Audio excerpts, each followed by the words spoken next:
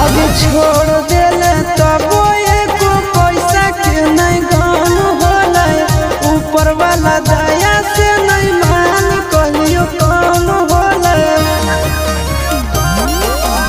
एको छोड़ के साथ में देखाओ अपन फोटो रे, तब हमरा छोड़ा विश्वास कुछ हो तो रे।